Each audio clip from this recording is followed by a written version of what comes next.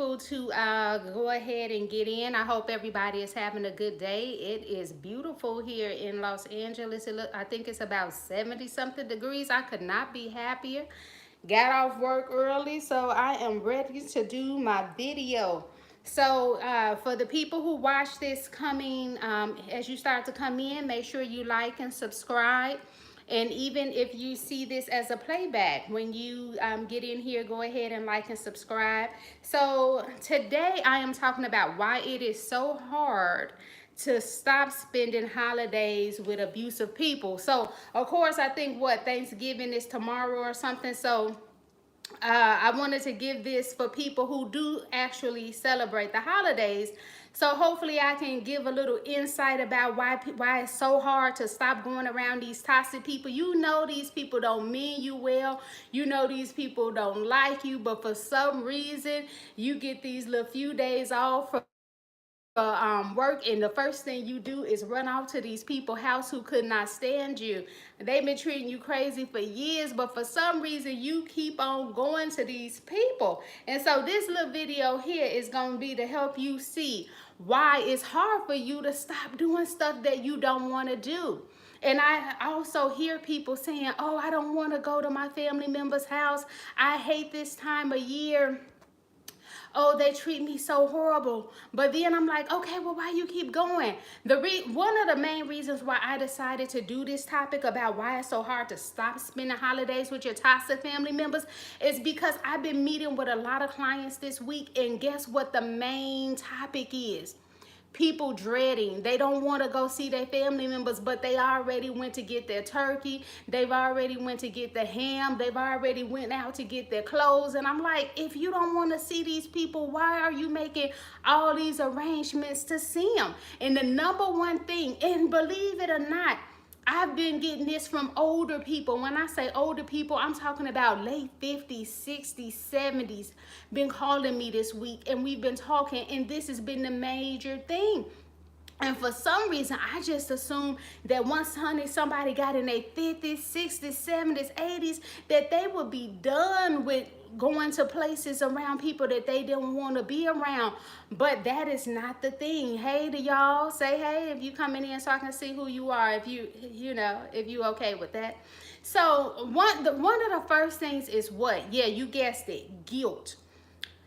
People's parents, their mothers, their fathers, aunts, and sisters will make you feel so guilty for not going around them that if you're not secure and strong in who you are, you might give in to that. Oh, you know how it go. They say things to you like, oh my God, I can't believe you're not coming around the family.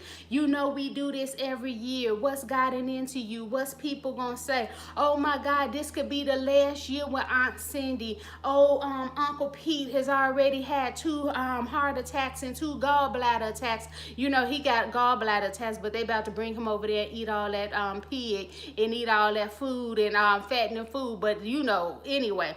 But they're letting you know that Uncle Pete had his heart attacks.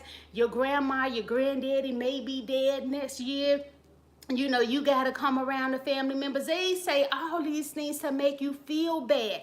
And sometimes without knowing that it's actually guilt, not knowing what it is they're doing to you, you may fall victim to that. I know I felt victim to that before. I'm even talking to myself in the past, you know, where I was like, oh yeah, I'm not going this year. Forget that. They treat me like crap every year. I'm not going around them. And then as soon as somebody like, oh, well, what am I going to tell your granddaddy? What am I going to tell your grandma if you don't show up? And the thing is that kind of guilt makes people decide to say, oh, forget it.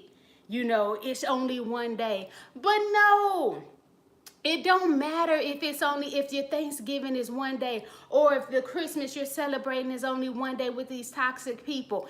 Any day around toxic people can heighten your stress. Stress makes you die younger. So count it up over the years you spending all these holidays, Christmas, Easter, Kwanzaa, whatever it is you spending with people you don't want. You just building up your stress, making it so that you possibly die younger. It is not worth it. And then you probably go through it at work anyway. So you finally get these few days off, and instead of doing something that makes you happy, makes you smile, things that you could really be pleased with, and finally get that vacation you need from work to go back to work and actually feel energized, you feel worse when you get to work. Why?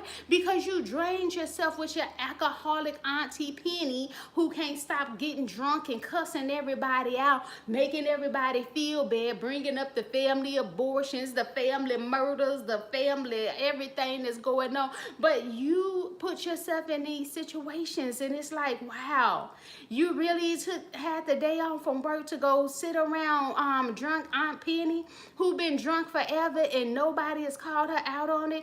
She still have not gone to rehab. She's still not taking accountability, you know, and everybody's around there just feeling guilty, you know. And it's like, if this is supposed to really be, what is it they call it? I forget, because I don't celebrate the holidays, but it's the most wonderful time of the year. Crap, bull crap. How can it really be the most wonderful time of the year when so many people are called the office today where I work and complaining about going around people that they so-called love, or that's their family? Oh, we're blood, we bleed the same, you know, blood is thicker than water, we gotta be around each other. I'm telling you, something to me, if it's the most wonderful time of the year, I'm going to be spending time with people that are most wonderful and fun. I'm not going to be spending time with people who will not acknowledge their substance abuse, who will not go to any substance abuse, who forever going off on people and will never take accountability, who don't ever apologize for just bringing the whole mood down of the holiday season. You know, it's like, whatever, you don't have to do that. Another reason, so not only the guilt, that's the first reason why it's hard to stop spending these holidays with these abusive people. So you're dealing with the fear. What do I mean by fear? Oh, that old people pleasing. Oh yes, yes. Get comfortable in your seat, because here we go. A lot of time we don't want to address that, because people, they're like, oh, I've been hearing all week people calling me, telling me, and these people 50, 60, 70, 80 years old talking about, oh, my mother is forcing me to come to Thanksgiving. Oh, I don't want to go here and there with my mother or father. They're forcing me. And I'm like, wait a minute. How are they forcing you? How are they forcing you? Are they putting a gun in your head? Are they blackmailing you? Are they threatening to come stab you? Are they threatening to cut your water off if they pay all your bills? Are they threatening to stop paying your bills? Come on, people. How are you, as a grown person, saying that your parent is forcing you to do something? Really, it's easier to put the blame on the parent, to put the blame on the family, saying, oh, they're making me do this, than to say, I'm a punk and I'm grown and I'm still letting mommy pull my strings. I'm still letting daddy pull my strings. So nobody want to admit that. It's easy for us. We want to point the finger at everybody else. But as a great pastor used to tell me, when you point your finger at others, you got these three pointing right back at you. So a lot of times we're to blame. We're scared. Like, oh my God, what are they going to say if I don't go? Are they going to excommunicate me? Oh my God, are they going to stop inviting me to other stuff? Oh my God, I won't be around to hear what they're talking about me. What are they going to say? Are they going to call me crazy? Are they going to call me stupid? Are they going to say I'm breaking up the family? What are they going to say? And the way that we overcome this fear is by stop caring what other people say. And I know that may seem so easy, but it takes practice and it doesn't happen overnight. For instance, how do you do it? If you decide not to go to Thanksgiving, not to go to your family's Christmas, and somebody come around you and they start asking you, well, why didn't you come? Well, you're the only one not there. It is okay. Even if you fearful of standing up for yourself, do it afraid, as Joyce Myers used to say, televangelist Joyce Myers would always say, and this helped me so much. She would say, sometimes the fear does not always go away. So do it afraid. Meaning, if you're sweating because you're scared, so what? Sweat, but stand up for yourself. If your stomach is gurgling and bubbling and you got butterflies in your stomach, so what? Say what you need to say. Even if you're afraid, say it afraid. No matter what you're going for. Hey, how you doing? I'm happy you catch this live too. We're talking about why it's so hard to stop spending holidays with abusive people. And the first thing I said was because of guilt they lay on us. And now I'm talking about fear. You know, we get so scared to stand up for ourselves. And sometimes, and like I used to think, especially when I was really non-assertive, I still work on myself with that every day. But it's getting easier now because I'm putting the work in.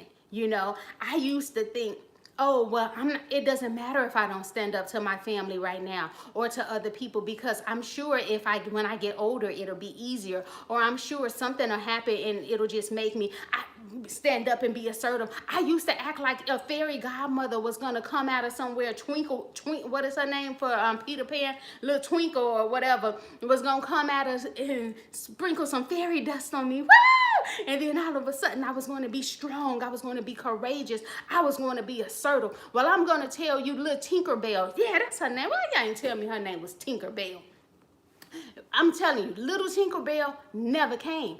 But what happened was that I started to get fed up and started understanding that the reason that people were treating me like crap is because I was laying down on the floor and allowing them to walk all over me. I was allowing them to disrespect me. They were only doing what I continued to allow. But when I started saying, well, okay, even if I am scared to stand up to my mother for what she's going to say, or she's going to call me crazy, or she's going to do this and I'm going to be all negative in her mouth to everybody, and I can't control that. You know what? I started to say, guess what? It's okay that I can't control what she says about me. She's a grown woman. And I was fearful, like, what are other people going to think when she's telling them I'm not coming around? I started telling myself this, not caring what other people would think. Because one, those people paid none of my bills. No, they didn't. Not one bill of mine did they pay. These people were not calling to check on me. These same people she was running her mouth to, family members, if you're in the same boat as I was, they don't really care about you like that. They probably don't call you on your birthday. Something bad happened, they may call just to confirm that it's true so they can have good gossip to spread, to backbite against you. You know, these people aren't really your people, because if they was, you would have closer relationships with them. It wouldn't just take some holiday, some Thanksgiving, some Christmas for you to go around these people. If your relationships were really all authentic and everything that they claim it is when it's a holiday time, we family, we supposed to have each other back, but they don't call you for special occasions.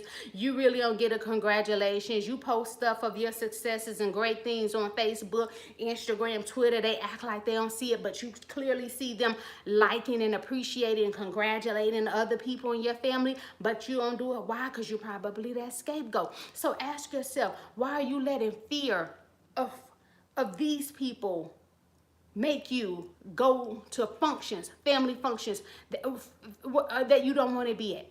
Even if it's family reunions, why? These people don't care about you like that. And let's say that they are bold enough to call you and say, why you didn't come to Thanksgiving?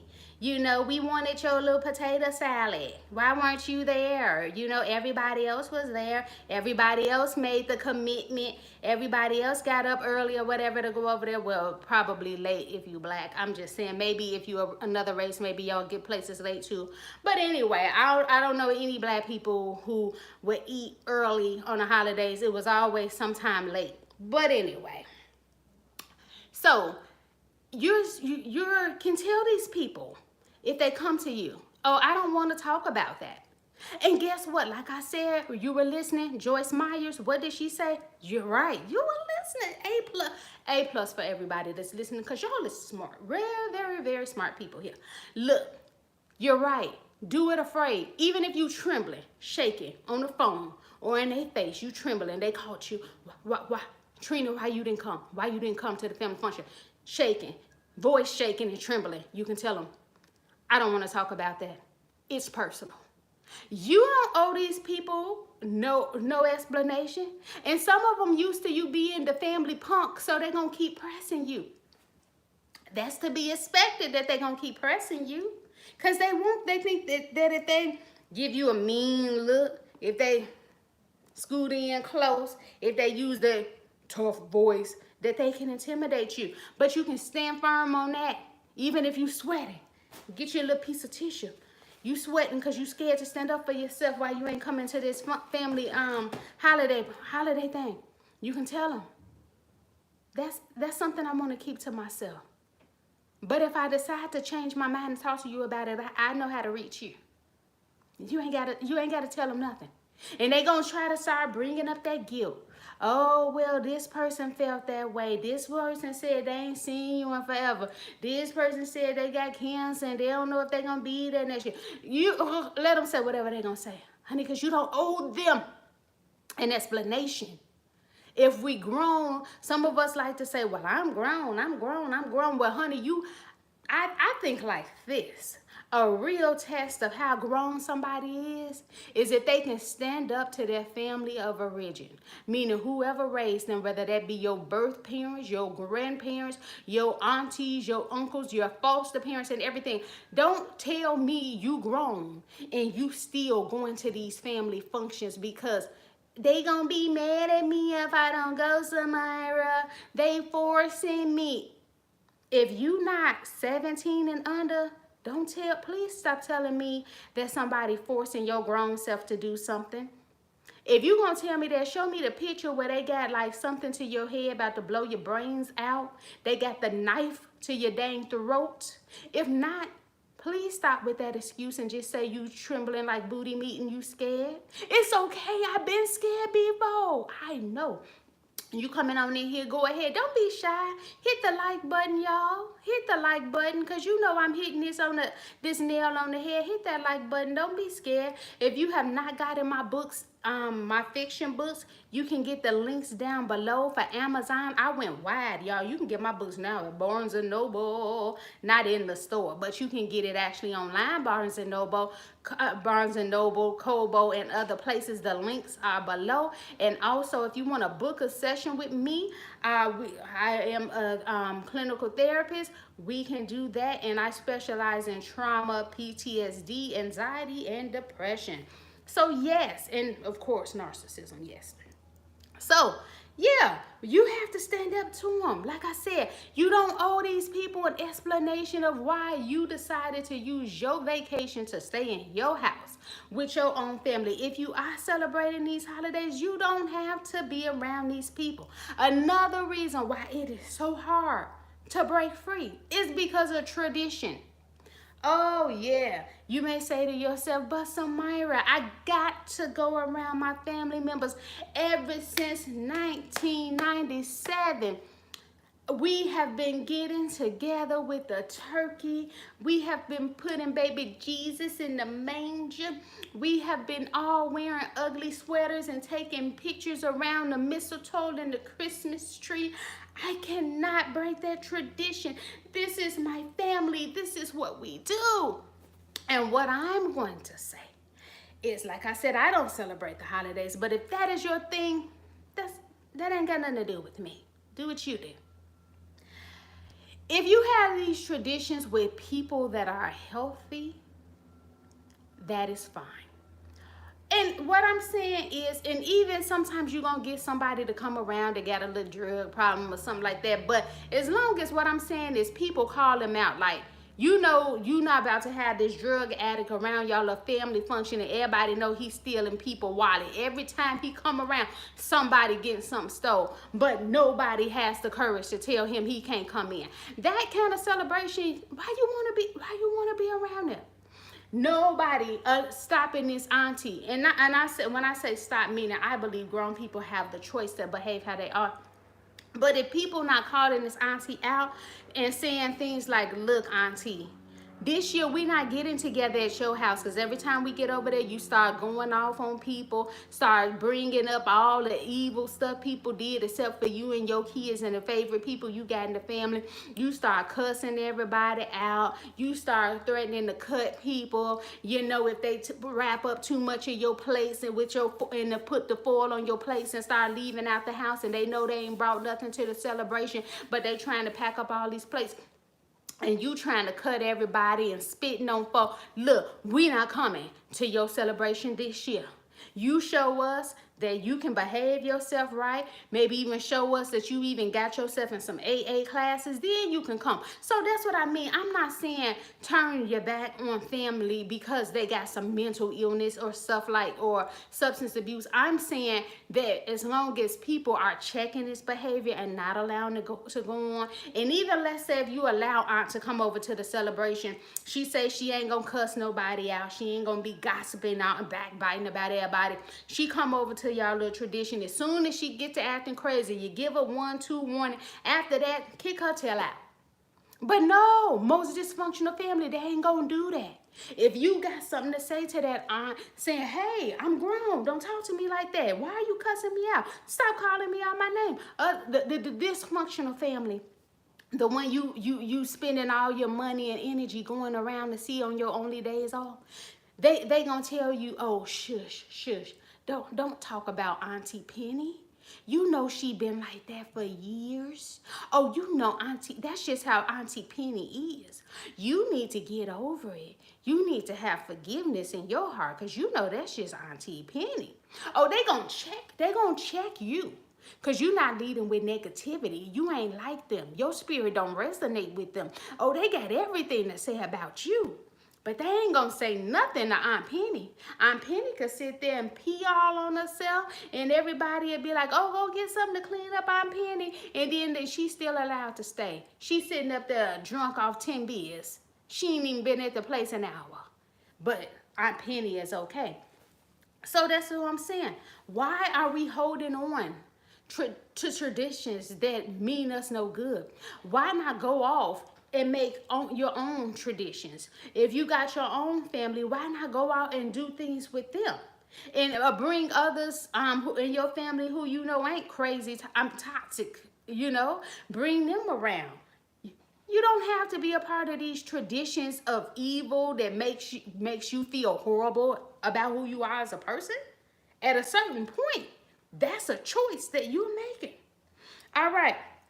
And another thing, when you stop going, when you finally get bold enough to say, I am grown, I am not allowing my mother, my father, grandparents, or anybody else make me feel guilty about my decisions. I don't have to explain why I'm not at a family function to anyone unless I decide I want to give them an explanation. Hey, how you doing, Teron? So when you get to that point, you can understand that no one is really, hey, Caitlin, how you doing? Nice to see you too. You got to understand that your family, the dysfunctional ones, and even the other healthy ones, they are not shocked when you really stop coming by.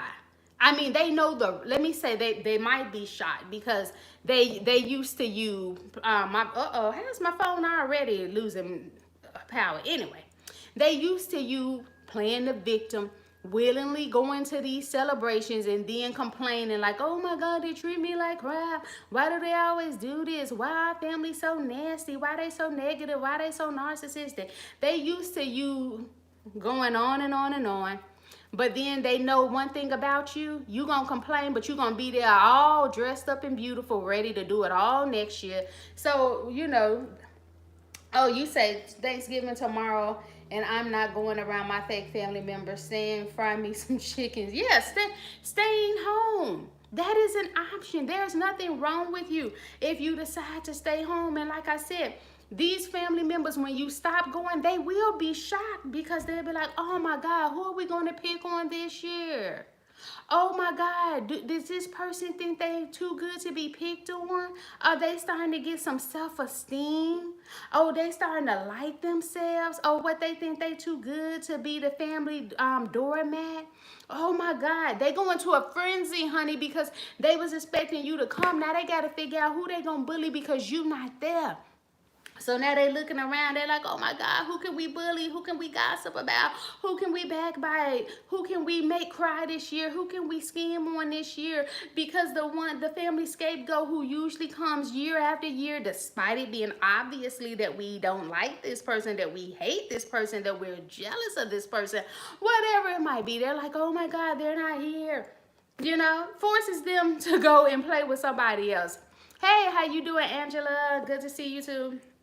So yeah, so these people, I know some of them, yeah, and you said Christmas will be spent at the crib too. Yes, it's time for us in this community of narcissistic survivors to start having some boundaries. It's not always just about complaining about, whoa, the narcissist, I can't believe they're doing this. Oh my God, they did this. Oh my God, what's wrong with them? Oh my God, oh my God, oh my God. You know, all this kind of stuff. It's time for us to take accountability, you know, because if you want to say no, you got to pull up them big girl drawers or big girl boxes and finally say no. That's going to be the only way that you're going to break this cycle. You know what I'm saying? Because even though your family, some of them will play the game, and you got to realize that this is indeed a game, because I found that people were doing this with me. They will pretend like they don't know. Why'd you stop coming over? Why'd you stop coming over? You said they don't care whether you come around or not. Yeah, it's just a game. They pretend that they care.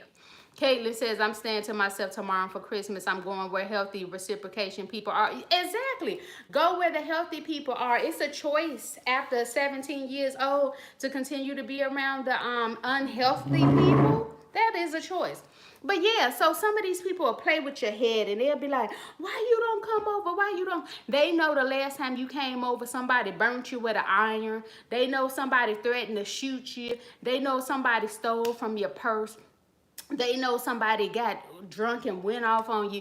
They know somebody started telling all type of embarrassing stories about you. Start telling all your personal business, all your failures. Honey, they don't want to say nothing about your great accomplishments. They just want to say all your failures. And everybody, not everybody, but the other toxic people want to sit around and laugh. They want to point around at you. And when you walk past, pointing at you and whispering, yeah, you know this happened and this is, and he dumped her, you know, and stuff like that. Honey, these people, all of them are complicit. Even the ones who sit by you and talk to you, oh, don't listen to them. Oh, don't listen to them. Honey, they say that to you, and they'll talk behind the toxic people back to you. But have they ever dared stand up where you could see it and say, Auntie, leave this one alone?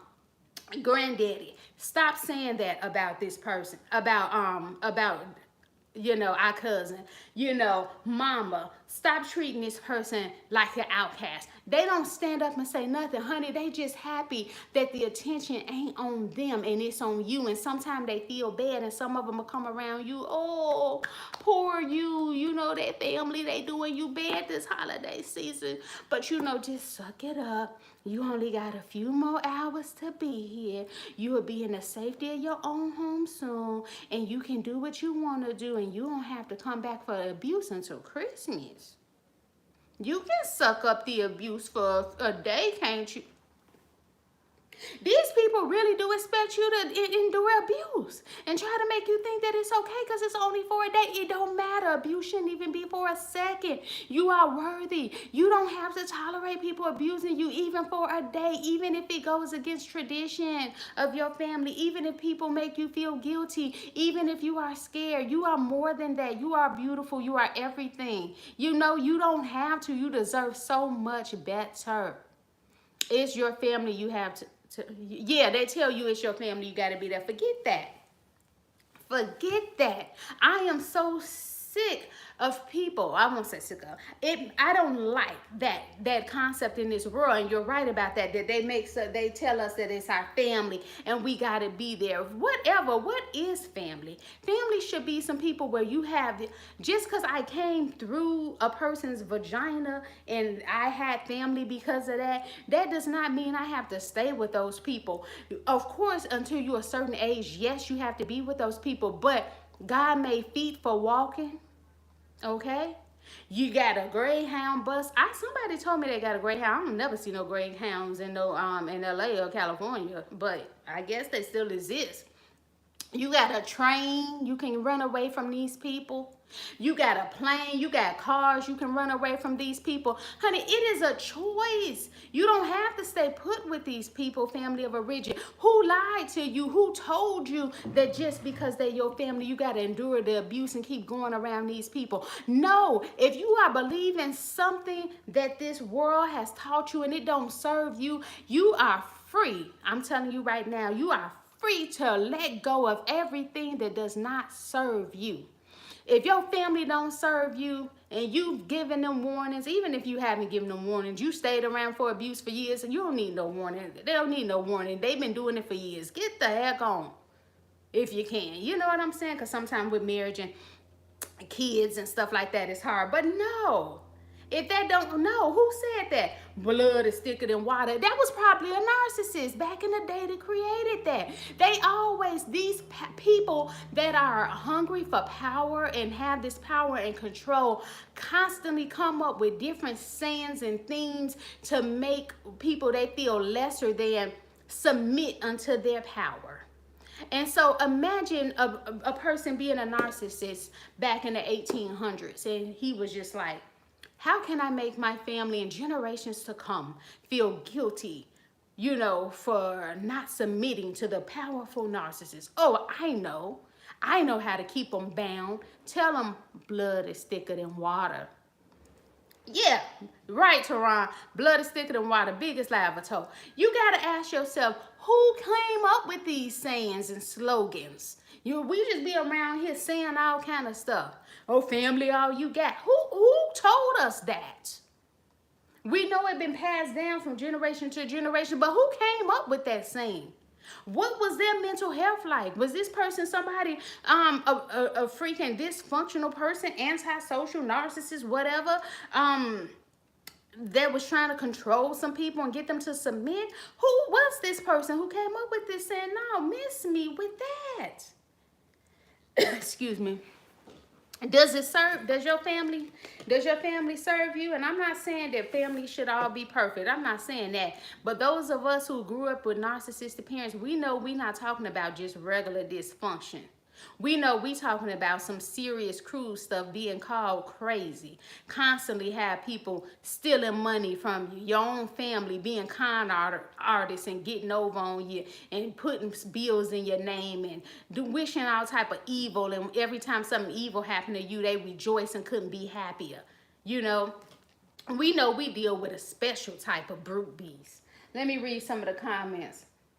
Chanel said, first holidays without my toxic family, reflecting on how much effort I did for them, and they did nothing, including no appreciation for me to take time and money to see them cross country.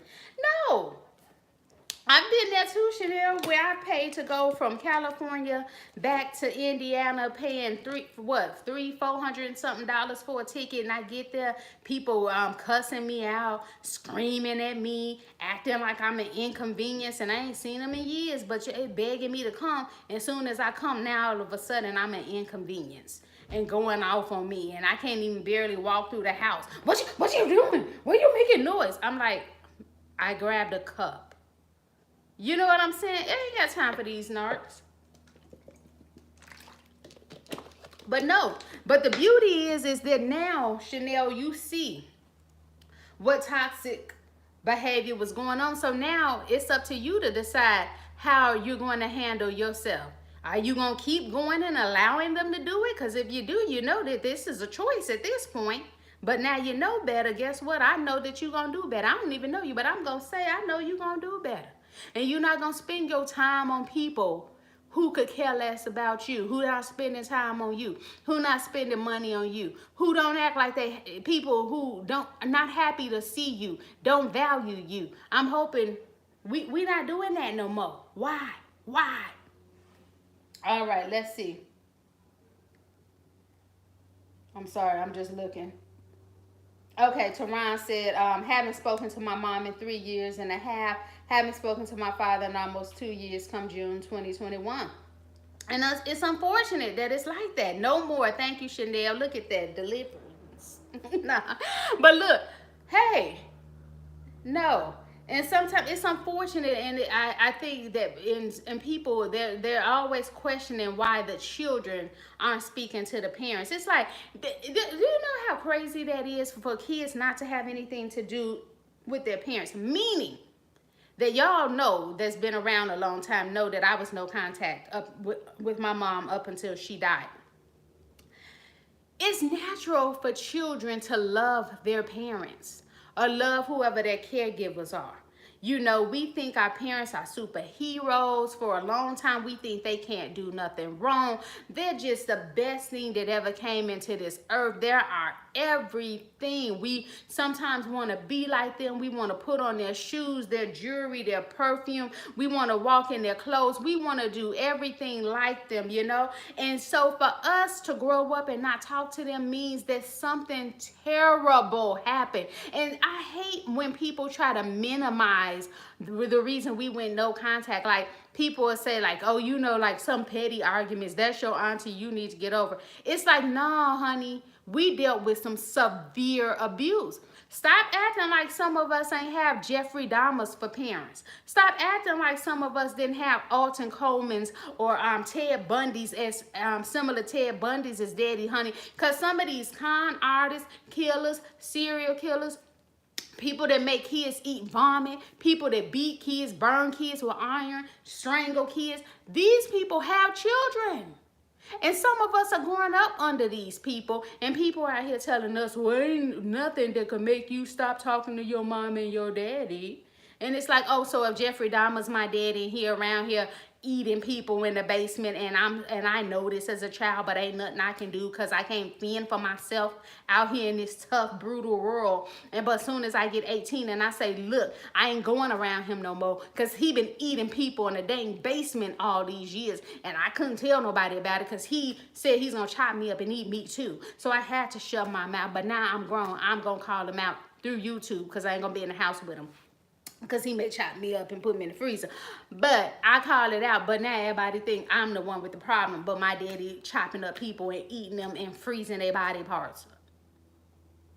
Or my daddy's somebody who out here be raping women or something like that, and I know he be raping them. You know, maybe he got drunk and told somebody, and then ain't nothing I could do about it, you know, again, because I'm totally financially, emotionally dependent on this person. But when I get 18 and I get out of the house and I say, I ain't being around him no more, he rape women, he do this and this. But instead of people saying, dang, your dad rape women? Oh my God, is he going to jail? Oh my goodness, did he ever get punished? Anything like that? No, they don't look at him. They just say, that's your daddy. You should move on. You should forgive. Let these people tell you this, because a lot of these people are hypocrites. I've had so many people telling me, oh, you should forgive, you should do this, you should do that. No, the thing is, I agree, you shouldn't have, I'm not going to say shouldn't, because you can do what you want. I don't want to have bitterness. I don't have bitterness toward my deceased mother, my sisters, you know, whatever, or anybody else. I don't have bitterness toward these people, because bitterness, to me, if people got it wrong, they say, oh, the unforgiveness, it eats you up. No, that bitterness will eat you up. I ain't got no problems with these people, but the reason I say I don't forgive, because to me, forgive means act like ain't nothing ever happened. That's how God forgive, and that's the way I look at forgiveness. So if I say I forgive, that means I'm gonna continue to go around the person and I'm gonna act like ain't nothing happened. These people ain't apologize, so I ain't going around people that continue to be evil and wicked and get pleasure from it. No, thank you. However, if the people that come to me and acknowledge what they have done and was like, look, I'm sorry for that. And then for me, how I look at forgiveness is like, okay then, well then I'll see what's up. I'm gonna come around you and I'm gonna see. But as soon as something crazy gets to happening again, well, But if that person were to tell you, I'm sorry, blah, blah, blah, blah, blah, okay, we'll see. But come on. No, I don't have bitterness, meaning I don't wish no evil on none of these people. I don't wish evil on their kids. I don't know. I'm just let them have their life and I'm having my life. You know, because what good is going to do for me to be like, oh my God, these people are horrible. They did this to me. They did this to me. They did this to me. They did this to me. You know, of course that happens when you first come out of, start understanding that you've been abused. But after a certain point, you know, it may be time to release some of that. That's what I'm saying. Let's see. Reading some of these comments. Let's see. Someone says emotionally immature children in adult form. That's what we get. A lot of these family members who won't call out these behaviors at these holiday parties. You know, a lot of them are all just emotionally immature. It's like, stop acting like you don't know that this family is dysfunctional. Stop acting like you don't understand why people don't come around anymore. You know why. You know why. But you ain't gonna do nothing about it because it ain't you that it's happening to. So you want everybody to come around and act like, oh, we're happy family. Oh, smile, smile. Oh, get under the tree. Oh, fix your hair. Oh, fix your clips. And somebody just went off on me and threatened me and brought up all my past just a second ago. But now, oh no, you gotta be a part of the holiday picture. Because what are people going to say? Oh, but they don't care what I'm saying and how I'm feeling and how I'm emotionally torn up by this person going off on me, embarrassing me in front of the whole family. Don't nobody care about that. But oh, smile for the picture because we want to be fake and we don't really care about you anyway. And secretly, we're just happy it ain't us that they're attacking and that it's you. So please keep coming around, because if you don't come by next year, if you start actually loving yourself, respecting yourself, and getting some boundaries, they're gonna probably turn it over to me and start attacking me. So smile and just bear it every year, and I'm gonna talk you through it to make sure that you're okay so you can come next year. But secretly, I really don't care about you. I'm just trying to act like I'm here for you, to support you, just so you can keep coming, because they're gonna get on me next. Ooh. Stop with the fake.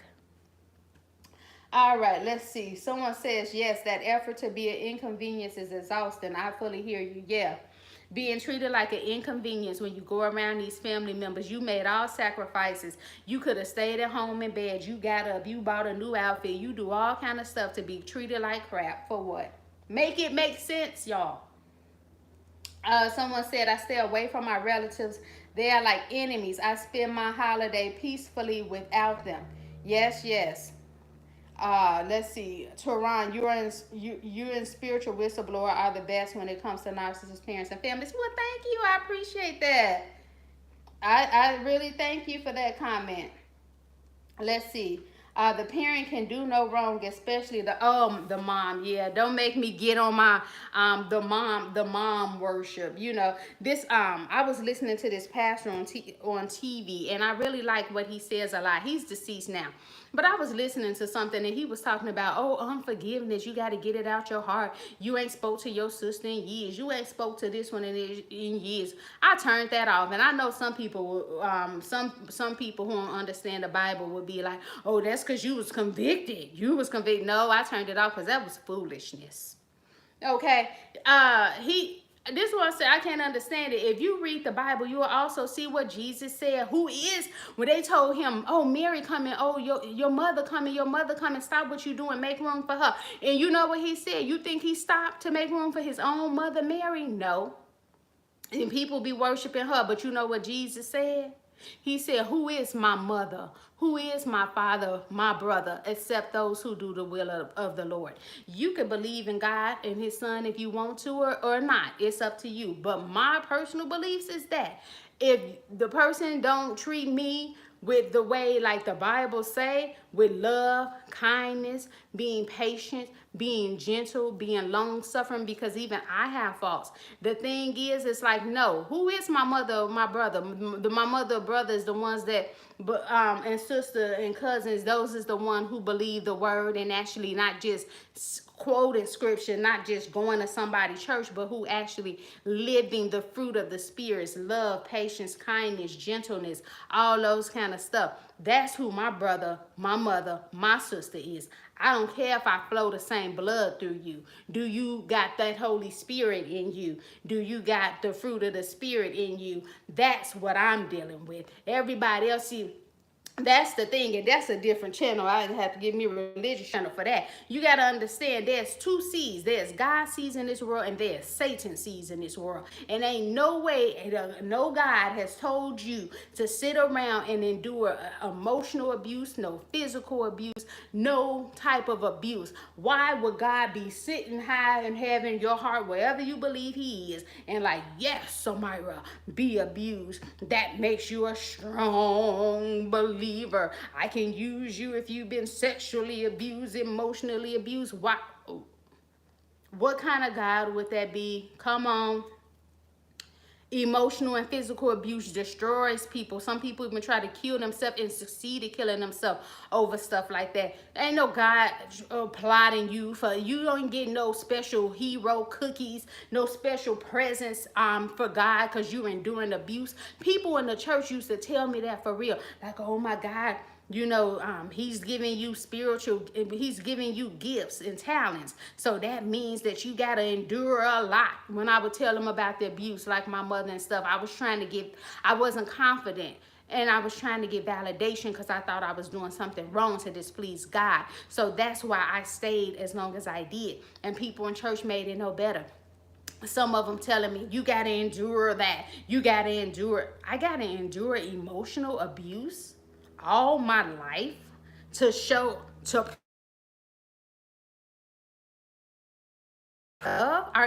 and at the time I thought something didn't seem right with it, but I thought they been in church. I gotta plug up my phone, y'all. I thought they been in church longer than me.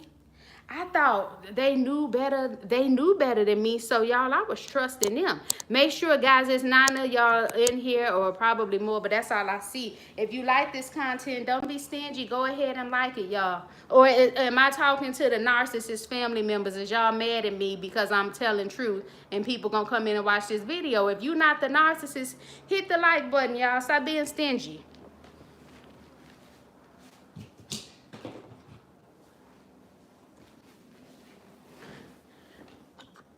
All right. Oh, I see it going up. Y'all, thank y'all. So I appreciate that. Also, if you're interested in donating to the Cash App for this channel, it is $TellSamyra. It is $TellSamyra. Also, my PayPal is in the description, and if you can also give a super chat if you like. I'm not forcing nobody. Do it if you like. All right. Let me see here. Glad God allows us to grow up, not stay kids forever, because Lord, I never want to do that. Right. When we were kids, we thought as children. How did kids think? Oh, it's Thanksgiving. Oh, it's the 4th of July. Oh, it's Christmas. I gotta be around my family because this is what everybody does. I gotta do what everybody does. That's a child's way of thinking. But now that we older, we realize that, hey, you don't have to be around these people just because you got a day off and everybody getting around their people. You got a mind of your own. You don't have, if you don't want to celebrate the holiday, you don't have to celebrate it. If you don't want, or if you want to celebrate it but stay in the comfort of your own home, you can do that. You have a choice. You're not a child no more. All right, let's see. Oh, what is this? Hold on, I'm reading the comments. People love giving people a pass just on the strength of them being family. And they love to gaslight you. Yes, they love to gaslight you. Like I was saying, like I said before, for years. And this was me with my being a child or teenager. I assumed that people weren't seen. I don't know why I thought this. I assumed that people didn't see the abuse, the verbal abuse that was going, or intimidation that was happening to me. I didn't think they saw it. I thought maybe they were like ignorant to it. And as I got older, you know, and like I said, even with these people, I don't hold any bitterness because, one, bless his heart, he saw some of my videos and he even got to me on Messenger and he apologized. He said that he was aware and he had saw what was going on to me and he never said anything. He thought, and this makes sense what he said, he expected that my granddaddy was also around, and that my granddaddy being the older male in the family, that it should have fell on my granddaddy to say something versus him, who was a cousin of mine, you know, and not even a first cousin. He was an adult cousin when I was a kid, you know, the same age as my mom or whatever, but he was like, you know, that's why he never said anything. But he also said that that was an excuse and he apologized, and I could receive that. And also doing further reflection on it, it's like I don't have any ill will, any bad feelings toward people who actually didn't say anything when the abuse was happening, because it is very hard to stand up against somebody's parent and tell that parent how to raise their kid. the good thing is, for at least for physical abuse and neglect, you don't have to say anything to the parent. You can actually call Child Protective Services anonymously and leave a report about the abuse. Thank you so much, Angela. I appreciate you, Angela, for the $5 chat. Thank you so much. And so, yeah, you can call now and report a parent. But so I'm not going to act. And at one point, I guess the reason why I used to pretend that family, when we got together during the holidays, didn't see the abuse is because I felt that, I guess that comforted me. Like, well, they don't really see it, so that's why they're not doing anything. And that's why, you know, people are going on with life and laughing and having a good time when this person is making me cry and shaming me and sharing all my most embarrassing things throughout the year, because we didn't see some family except the Christmas or Thanksgiving. And so this person would be saying all my embarrassing things from the whole year to catch people up, and it was always just negative about me, saying I was crazy, I wasn't like other people, basically something was wrong with me. That was the message that I got out of it. But yeah, I can't blame these people. I mean, what are you really going to say? Stop doing that to your child. I did have one cousin who, she was older, way older, and she would step up and say that to the abuser, saying, don't say that, don't treat her like that. But even though she said it, guess what? The abuser was still an abuser, and they may have stopped in that person's presence.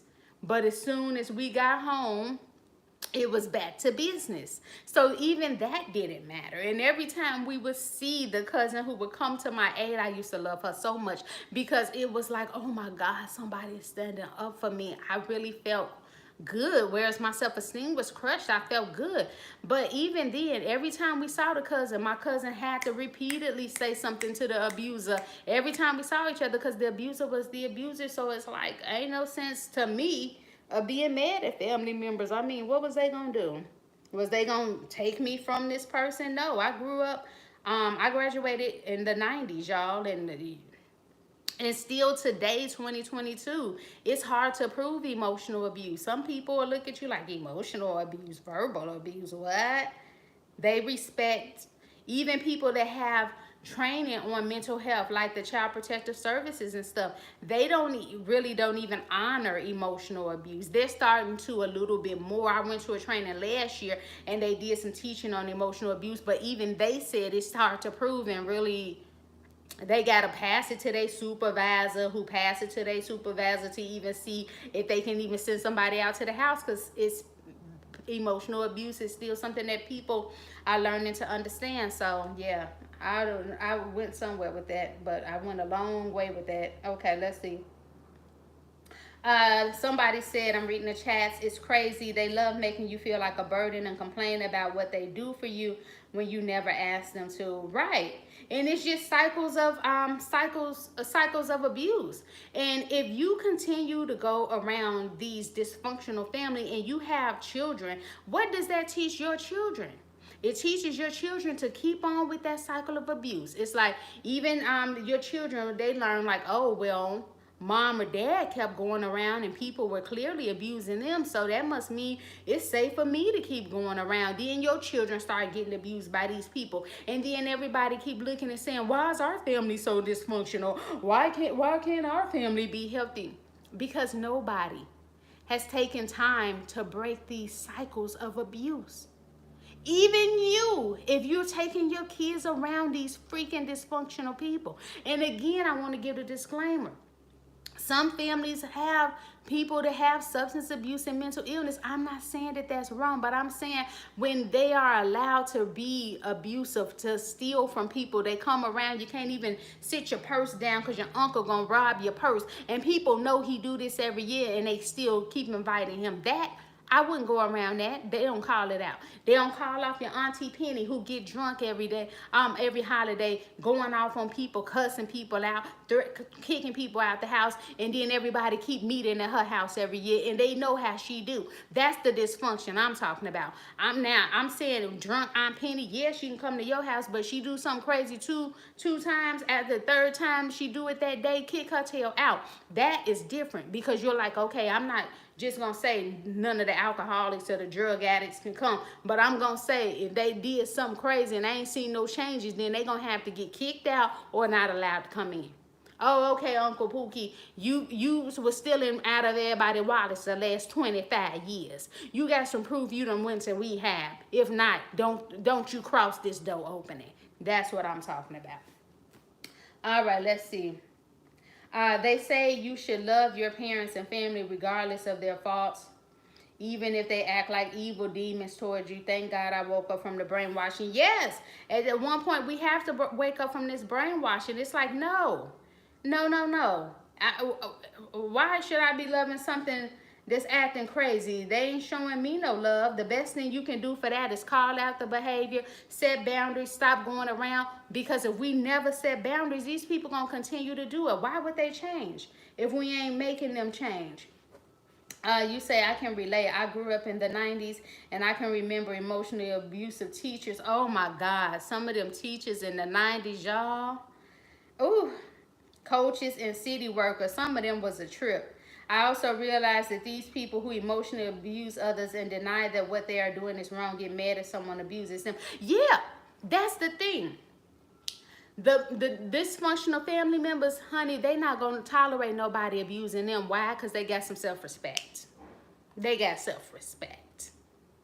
And while you may be sitting around allowing people to talk crazy to you, you say one thing out of the way to them and they gonna check you real quick. Why? Because they ain't for none. And you the one that they play with. You the one that they get crazy and turn up with. Why? Because they know you ain't gonna do nothing about it.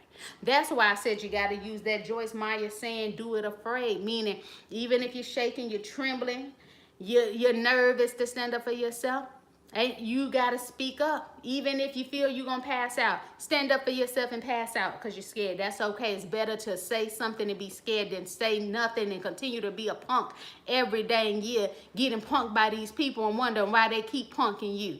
Because you're allowing them to punk you. Okay?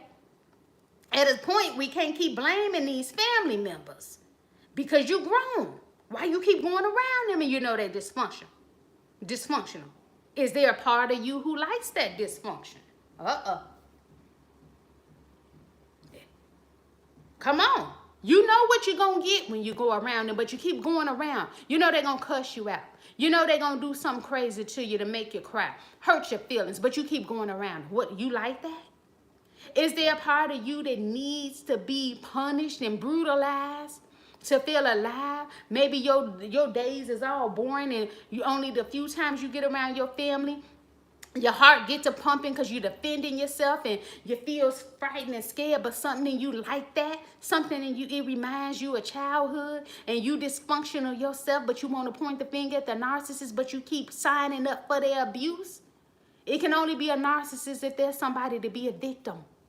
If there ain't no victim, the narcissist can't be a narcissist because they ain't got nobody to be narcissistic with. They got to have a victim. And when I took myself out of the role of being victim, the narcissist wasn't having power over me, baby, because I was standing up to myself. Standing up for myself. So it's like, no, thank you.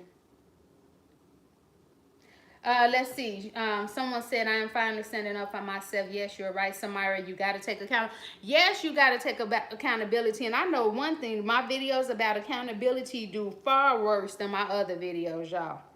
Far worse. Because what I see is a lot of people just want to put the blame in. Even like it shocked me this week to be talking to people in their 50s, 60s, and 70s telling me their parents are forcing them to go somewhere. Someone was telling me, oh, I never go out the house, blah, blah, blah. I'm thinking this person is agoraphobic. But then they, on the other hand, they were like, yeah, I got to go around my mom and this, and I'm like, wait a minute. I thought you said you don't go out the house. Yeah, I don't, but I do go for the holidays because she makes me. I'm like, how does she make you?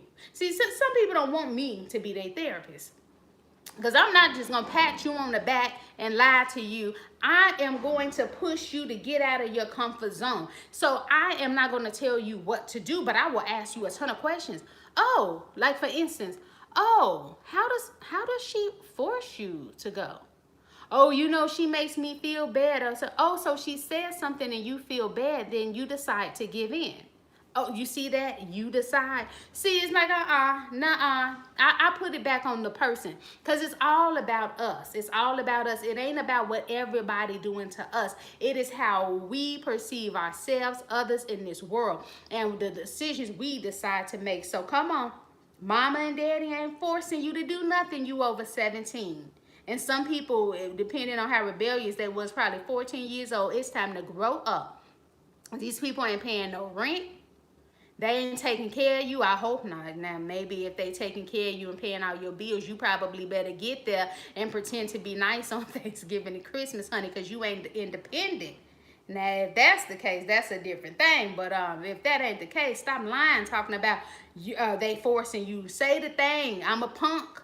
And I'm fearful. I'm grown of my own family members. I'm scared of what they're going to say to me. I'm scared what they're going to do to me. I'm scared that even though they don't love me and they've shown me year after year that they might cast me aside and call me names and not invite me to the party. And then I would say, well, why do you care if they invite you? You say they talk bad about you. They talk bad about your kids. You bring gifts for their kids. Nobody gives gifts to your kids, but you still want to go around these functions. How come you think that is? Is there a part of you that actually likes being around them? Like, come on, y'all. Personal accountability.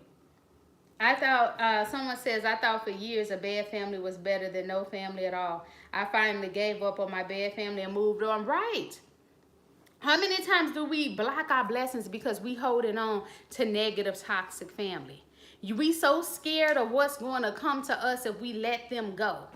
Is it possible that instead of thinking negative all the time, is it possible that there can be better on the other side of this toxic family?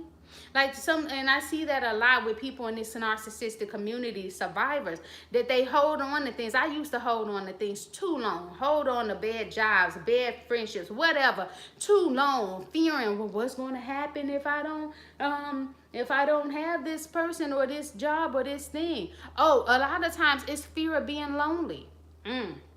That's one that I didn't even write down. That can be why it's hard to stop spending holidays with abusive family. You fear being alone.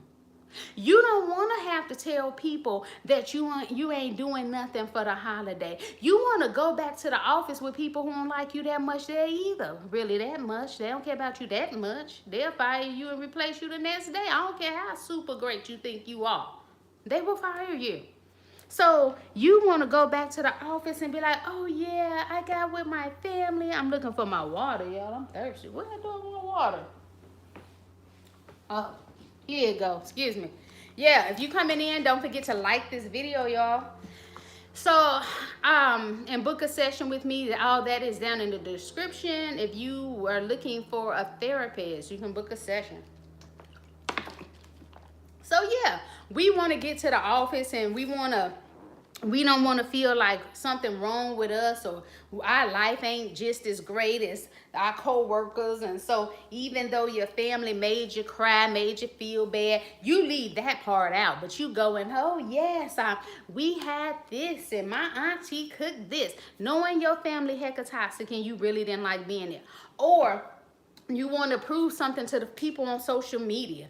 Your family done cuss you out, spit on you, threw a rock at your head, blacked your eye. But you want to have a picture to post on social media because everybody's going to be posting on social media for these days. So I want to look like I have it happening and go have it all going good, just like everybody else on social media. Even though they fronting and lying too. Some of the food was nasty. Some crazy abusive stuff was probably happening in their life, but they snapped the picture and people started thinking that everything was good, which it was probably mostly bad because a lot of these families is freaking toxic and dysfunctional.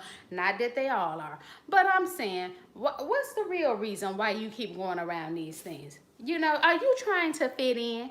And that's a hard pill to swallow when we have to admit, oh yeah, I'm just really just, as they used to say back in the day, trying to keep up with the Joneses. I need something for social media to post. I need to live like my life is real fulfilled. Like I got a lot of people around me who care about me. You know, I got to make it, stop that, stop that. And sometimes what? people will keep on going to these things because they feel missing out on some good food. You know what, that's one right there. Because some people like, I don't want to cook for the holiday. So and so, my auntie make the best gravy. My uncle make the best fried turkey. This one make the best peach cobbler and sweet potato pie. Is it worth being abused just so you can get you some good food? Come on, really ask yourself. Because if you live somewhere and like where you can go get some soul food, if that's what you want, like in LA, you can go to Doolin's, you can go to different places and get you some soul food. Everything that you would get for free at your family house, probably, if they don't require you to bring anything. You pay a little $15, $18, $20 to get your little food and you come on home. But see, some of us, the thing is, be so cheap, we be wanting to go around the family and not contribute no money, don't contribute no gifts, not contributing no pop, no soda, depending where you live. And then we want to just go over there and we will let people cuss us out and do all that for food. You got to ask yourself, what kind of person are you? That is real poverty minded, but people do it anyway. Like, you gonna really put up with some foul family just so you can get you a good plate, and because you don't want to spend $20 to go buy a plate. I mean, come on, stop being poverty minded. We gotta do better in that aspect. We gotta do better. All right. Also, let's see. Oh, no, I forgot what I was going with there. But yeah, anybody got any comments? Let me see. Unfortunately, I am a people pleaser, so I will put others first. I have been neglecting myself, and this year is my year. I got rid of toxic people. I'm understanding myself. Goonie Junie, I think that's how you pronounce it. That is excellent. I'm happy you shared that with us, because it is not easy to admit being a people pleaser. I know I definitely was, and that was one of the reasons that it made it hard. But that's the way that you break free from going around these family members, is acknowledging, oh yeah, I was fearful. Oh yeah, I was a people pleaser. See, it's always so easy to point the finger. Oh, they're a narcissist. Oh, this person, I hate this person. I hate my mom. I hate this dad. I hate. What part have you played in it? If you're an adult and you're still going around these people, you've played a part in it. If you're over 18, 19, maybe I'll say maybe 21. 21 maybe, because you may be in college still coming home. I'll give you 21, 22. After that, come on. Come on. And that's how you break free. It's saying, if mom or dad saying to you, oh, all these guilty things, just tell them, I'm not coming this year. Oh, why aren't you coming? Just for personal reasons, I'm not coming. You don't have to go into any more detail than that. For personal reasons, you're not coming.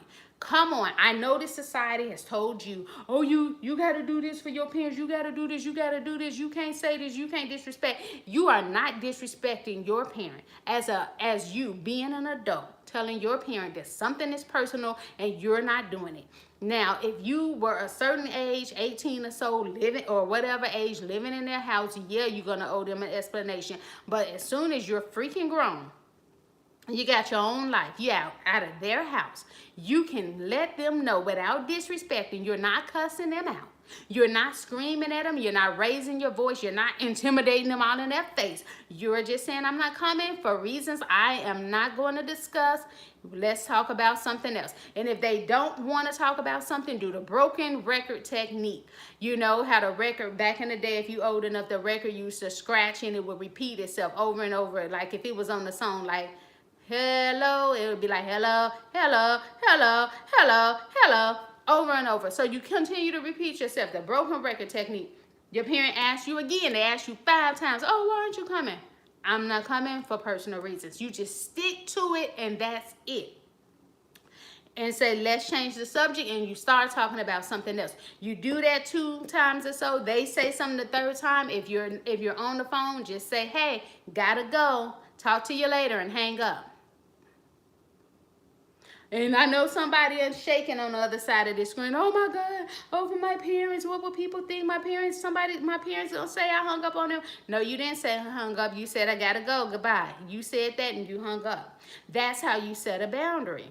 You gotta do that. And these nosy flying monkeys that want to be all in your business about why you didn't come, just so they can go back and tell the narcissists, the other toxic people, and smear your name. Y'all, same with them, broken record technique. You can tell them, hey, it's personal.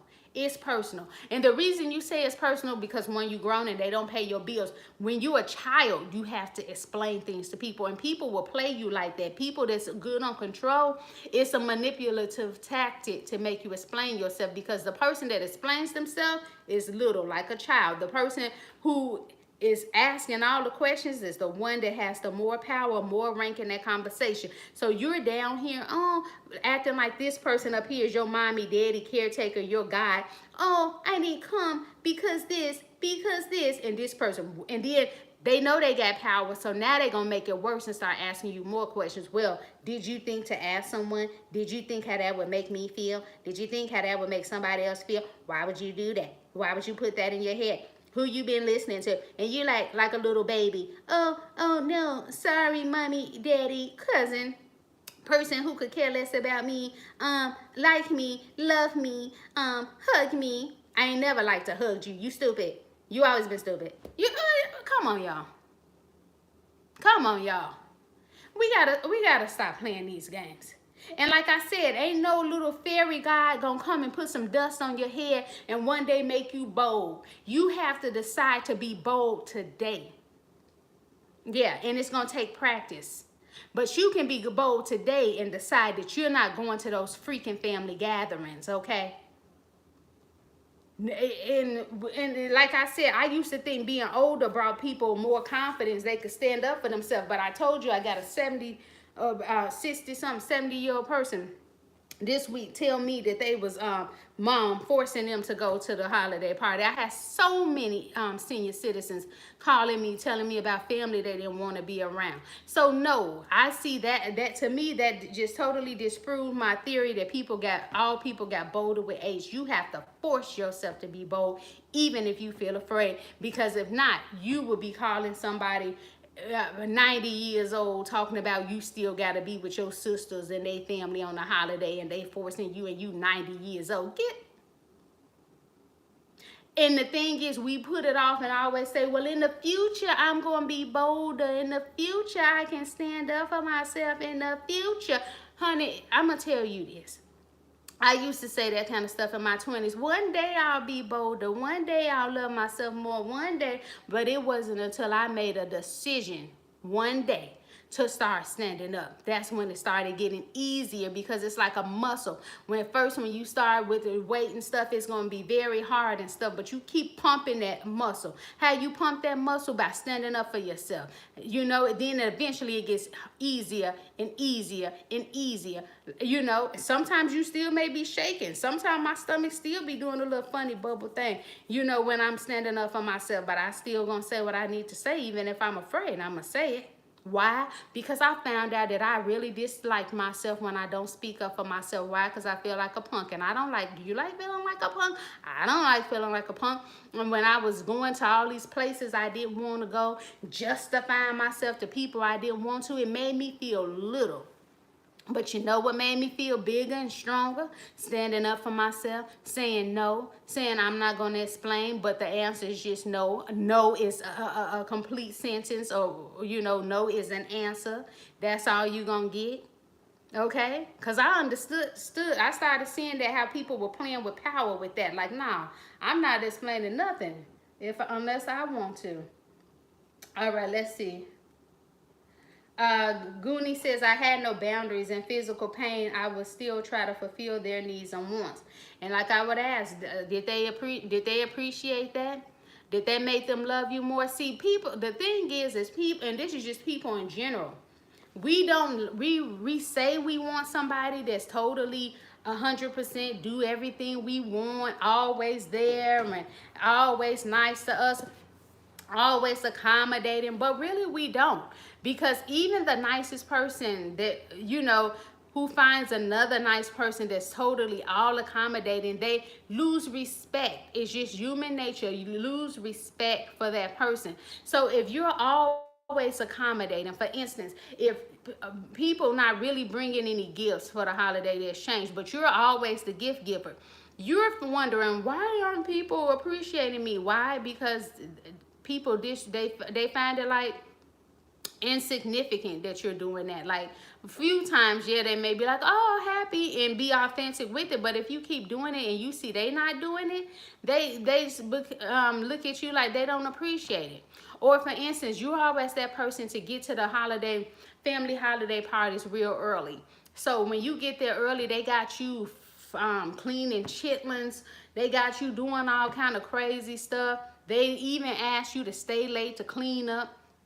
But the ones who come late, barely bring anything, and I'm not saying be cheap, because but the ones who show up late, barely bring anything, them people, they get to go home whenever they want. They ain't got to clean no chitlins. They ain't got to cut up no onions. They ain't got to cut up no bell peppers. They ain't got to do nothing kind of stuff like that, because people just happy to see them, because they know they don't even barely come around.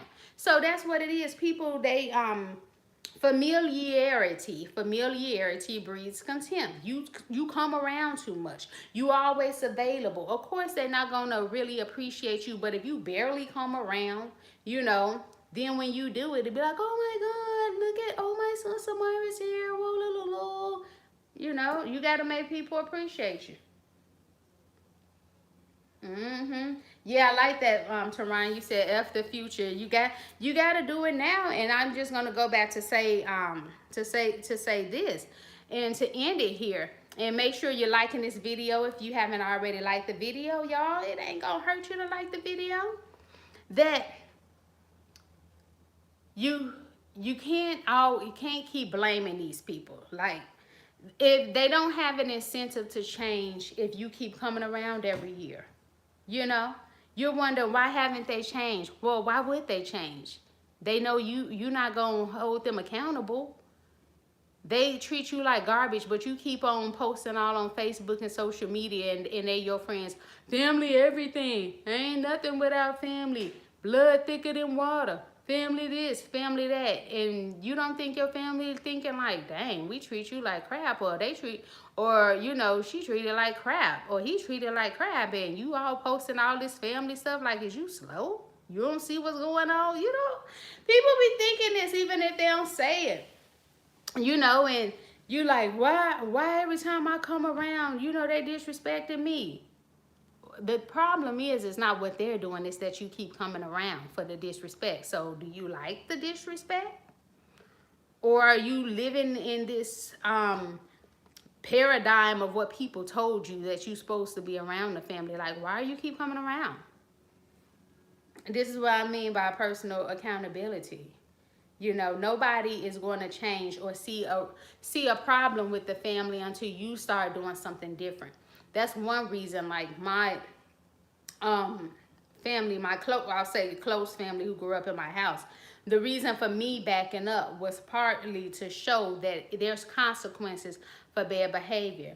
Y'all disrespected me, treated me like garbage for years because I allowed it. After a certain point, I allowed it. I was brainwashed thinking I had to please God and Jesus by continuing to endure abuse, because that meant I was a strong Christian. I went around, and and some church members at the time were telling me, well, they can be saved if you show them your goodness despite them doing your bad to you. Did that work? I tried that for years. No.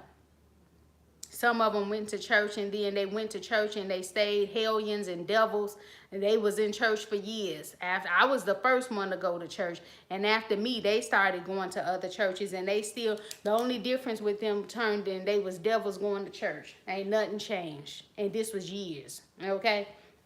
So all this stuff, people will tell us what we should be doing. But the thing is, it's so easy for people who not in abusive situations to tell you who are being abused what to do. But knowing good and well, if they experience even an inch of what you had experienced, they would have checked that person, and they wouldn't even be going around them anymore. They'd be up there talking about, I'm letting the Lord deal with them. But when it comes to you, they want to throw misuse scriptures and tell you how you need to forgive. And this other junk that people be talking about. And people just be spouting out stuff. And I used to do it too. I'm talking to myself. talking about forgiveness is for you and not the other person. You know, who came up with that saying? And you just tossing stuff around, don't know what it's mean, if it's accurate, you know. Forgiveness for the other person. It ain't for, it's for you or something like that they say. I don't know what they say. The dumb saying I call it. But yeah, people tell you all kind of stuff when they ain't the one being abused. They want you to stay in the abusive relationship. They want that, you know, these people who, some of the people that was in church, they themselves weren't enduring no abuse, but they wanted to pretend that they were super Christians living through me while I was being abused. Like, yeah, you can take it. You can toughen it out. You're tough. You're strong. You're being used by God. Used by God to be abused? Mm-mm. People will tell you to carry a boulder on your back, and they won't even carry this little pin on their back. They get this little pin, they ouching and cussing and going off and setting all type of boundaries, but they got this heavy load on you, and they want you to endure. So while they can't even endure the pin, they sitting over here with their little pin looking at you with the boulder nodding. They done threw their pin off, got rid of that little weight, but they looking at you feeling bold and, you know, accomplished because they see you carrying. Yeah, I told that person to carry that boulder. Yeah, look at them carrying it because I told them to. They wouldn't have been able to carry that boulder if I didn't tell them that they could carry that boulder. Yeah, I ain't carrying my pen, but I'm going to rejoice and say, yes, carry your boulder, baby. Carry that boulder. We got to stop being foolish. Let's see. Teron said, it's like a person cheating on you and you forgive them. They cheat on you again and would be your fault. Fool me once, shame you. Fool me again, shame on me. That is totally right. It's like, hey, come on. Thank you, Samyra. Such a great conversation, right on time. I'm happy you all are getting something from this. Let's see. Another person says, unfortunately, my childhood friend is a covert narcissist. She always expects everyone to remember her birthday each year, but doesn't remember anyone's birthday. Talk about double standard. But your friend is being who she is. You already said she's a narcissist. So she's going to do everything that a narcissist does. So you said that she's your friend, so it's just up to you to decide if you already know she a narcissist. You know what come with that. Lack of empathy. She probably thinks she better than you. Narcissists think they're better than other people. They feel superior to other people, that they're worthy of gifts and all kind of great things, and that people should be happy to give that to them. They're exploitive in relationships. You know, they want to take without giving much. And if they give you a little bit in the beginning when they love bomb you, making you think it's all about you, they give that with the expectation that if they give you $1, they'll end up getting $100,000 from you in return. So it's like, even with that, it's the same with the family, Goonie, like, you know what it is. So don't be surprised when she treats you like that. If you stay for it, then you already know what it is. You're going to give to her, and she's going to continue. If she is truly a narcissist, I don't know her, she's going to continue to be that way. It is going to be a double standard. But the beauty of life and control is you get to decide if you want to deal with that. If you got a friend for a narcissist, be prepared that they're going to do narcissist stuff. And it's your choice if you're going to stay down for it. If you know, it's a choice. Last month, I didn't wish her happy birthday. Little does she know that I ended the friendship. As expected, she didn't call for my birthday this month. Well, I'm happy you ended it, because that's what I'm thinking. Like, Goonie Jr., you know what a narcissist is. Come on. You know what they do. We can't be so, and that's the thing, y'all. And I'm not talking to you, Goonie Juniors, because you said you ended that. But we can't be mad when people are who they are. We got too much information. We living in an information age. We know what narcissism is, and some of us, we still get upset and we're shocked when they do narcissistic stuff. Why you gonna be shocked? Just like a dog is gonna poop on the lawn and he gonna bark. We expect him to do that, right? We don't get mad at him because he poop on the yard and he a dog and he bark. That's what he's supposed to do. Same thing for narcissists and dysfunctional family members, that these little traditions of men we created and we go around for this abuse. We shocked when they treat us like garbage, but we already know that this is what they do. So it's up to us. Are we going to protect ourselves and be strong and be overcomers? Or are we going to be victims? Complaining that narcissists do what narcissists do, or complaining that the dysfunctional grandma is still dysfunctional. Grandma ain't never admitted she had a problem. She ain't never repented. She ain't never received Jesus or the Holy Ghost. She ain't been to therapy, nothing. Why would we think that grandma is going to change? We make all type of excuses. Well, I thought because she was older she would change. Who told you that just because somebody older mean the devil out of them? Demons got to be cast out or repented of. It's another story. Or we go around other people on these holidays like, oh my God, they're still like this. Why is this family so dysfunctional? Because you allowing them to be dysfunctional. You haven't removed yourself and you know they dysfunctional. But you still come over year after year and you tolerate their dysfunction. That's why they dysfunctional. But I bet if you can't control what your other relatives do, but if you stop going around tolerating that dysfunction, I bet people start looking. I ain't saying that they're going to fully change, but I'm saying at least now people start like, oh, something is wrong with our family. Oh, we got to start explaining why so-and-so ain't around now. Oh, we got to come up with a reason why he or she ain't coming over no more. Yeah, you going to make them think like, oh, wow, were we really that toxic? Yeah, they knew they was that toxic. They knew it all along. They knew it all along. Any questions before I get out of here?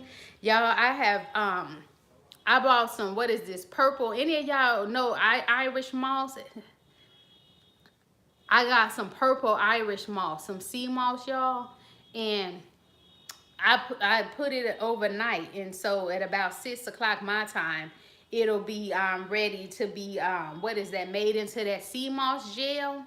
And I'm hoping that it worked good. I don't think I ever made that gel before, but I'm going to see how it's going to turn out. So y'all wish me luck, because I bought too much. Well, not really that I bought too much. I shouldn't have soaked it all. Now I got 2 huge bowls full of purple sea moss, and that I got to turn into some gel. So wish me luck that this go well. Let me see. Somebody says, I paid for pretty much everything. She only comes around when she needs something. I always felt like this isn't right. I was only accepting of her because she's my childhood friend. And that's another thing. That because she's my childhood friend, I've been there before too. I've been there, trust me. Oh, he's my childhood friend. We tell all ourselves all this stuff that we've been programmed. Oh, I'm accepting abuse because of this. Oh, I accept abuse because of that. That is all. It only benefits the people that with the control and the power in the relationship. They want us to think this way so they can continue to abuse us. Why would they give us any information that's going to help us to be free? To help us be, instead of them up here, us down here, to bring us equal footing, equal relationships. They're not going to do that. So that's why you have all these statements about, oh, this is your friend. Oh, you know them for childhood. You know, this and this and this. But ask yourself, if the roles were reversed, would this person tolerate what you have been tolerating? Of course not. They're not. They don't even respect you. Oh, thank you so much. And I thank you for sharing your life with us, as you're giving me something to talk about. I appreciate you, Goonie. But yeah, they don't respect you because they're like, wow, I treat this person like crap and they continue to come around me. You know, I don't call them for their birthday. I don't celebrate them in any way. I don't do anything for them, but they continue to do this for me. I don't get them any Christmas gifts, but they continue to give me Christmas gifts. They need to move. I act like I am unavailable, but when I need to move, they're over here the first person. They even bring the boxes. They even bring the tape. They're the last person to leave after the move. You know, anytime I got a party, they're the first one there. They're helping do everything. They're the last one to leave. They're always available. They stay longer. You know, they stay for hours every time we get together. Every time I call them, they're available. They're never not available. You know, people don't respect people like that. Absence is better. Sometimes not always being available for these family functions. You know, maybe you can't get out of them fully, but when you can, don't go. Make people miss you sometimes, you know? Just being so lonely and so needy and always there, and we think that makes people see, oh, I'm so great, I'm so loving, and I'm so available, I'm so helpful, I got you, I'm so nice, I'm so kind. That makes people despise you. That makes people despise you. You be safe, Goonie Junie. Yeah, you gotta pull back in friendships, any type of things, you know, always being there. Even I talk to women that's married, you know, sometimes they always want to put so much into the husband, always being there for him, for everything. You know what I'm saying? Don't want him to work certain hours because she wants the attention. You know, want to be up under him all the time. This woman ain't got no friends. She ain't got no life. She ain't got nothing. She always there. She got the meals cooked every day. Everything is perfect every day. Dry cleaning every day. I'm not saying don't do for your spouse. I'm not saying that. But I'm just saying, some of these women, they don't have nothing going on, and they're wondering why the husband don't respect them as much. It's like, you're predictable. You're always there. You always going over and beyond. You know, sometimes, you know, step back just a little bit. Have a life of your own. Get some friends of your own, a club of your own. Have something where you're not so available to people. That makes people... absence makes the heart grow fonder, meaning you don't see people around, then it makes you miss them. Be missed sometimes. Be missed at this Thanksgiving. Be missed at this Christmas. Or, you know, but I'm just giving you an example. But not always so there for people. And with no explanation. That makes you really powerful. You know, you ain't there and you ain't giving nobody an explanation why. You ain't lying. You know, some of us, and that's another way that fear, we try to act like it's not fear, but it is. It's fear. We can't tell the truth. Instead of just saying, oh, no, it's personal, some of us start lying. Oh, my kid was sick. Oh, I was sick. Oh, I was had COVID. Oh, I was at the hospital. Oh, my tire. Oh, my tire blew up. That's all fear. And in order to actually to overcome and to be a fully emotional, secure adult person in that area, is learning still to just stand up and saying, I just wasn't there. It's no explanation. I just wasn't there. You know, and standing on that. I need some new chapstick. This one is gone, y'all. But yeah, because you ain't gotta make up no lie. Because that lie is secretly concealing that part of you that's scared. What they gonna think of me? How they gonna gossip and backbite about me if I tell the truth? Oh, what they gonna say? Are they not gonna like me? Are they not gonna invite me to next year's Christmas turkey party? And you gotta look at the benefits of not being invited. You don't have to pretend to like people you don't like. You don't have to start giving of your information to of others that you want to keep private, because you know some of them family members be acting like they love you. They just nosy. Who you dating? When you gonna have kids? What you doing? How you get your money? How you afford that purse? What, you got a sugar daddy? You know, they want to be all up in your business just to be nosy. So you get to stay away from the nosy people. You get to save yourself some money because you ain't buying these Christmas gifts for these people who care less about you. You know it. You can save money. You've been buying them all these gifts and they don't even give you nothing. If they do, they just go to the little Dollar Tree and find something for you and don't even wrap it up. Just leave it in a little plastic bag and give it to you. But you spending all your money on Etsy and Amazon to give them all this great stuff, and they not even doing that for you. Hit that like button if I'm telling the truth. So you doing all this, going over and beyond. Don't forget to subscribe as well. Y'all didn't remind me to tell people to subscribe. I'm 93 minutes in. Y'all, come on, y'all. Y'all supposed to be my, what is that, my helpers in the group. Where y'all at? But yeah, so you doing all this stuff. And then also, if you're not around these family members, chances are you ain't eating all this crazy food.